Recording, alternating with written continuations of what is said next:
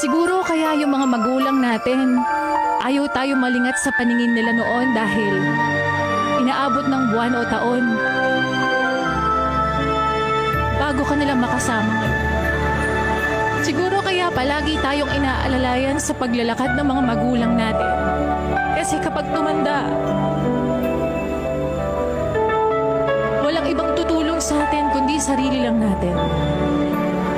Siguro kaya nung bata tayo, pinapatulog tayo sa hapon kasi kapag tumanda ka na, mamamalimos ka na ng tulog at pahinga. Siguro kaya pinapakain tayo ng masustansya noon para sa pagtanda mas malakas nating haharapin yung mga pagsubok ng buhay. Siguro kaya kailangan sabay-sabay kumakain noon.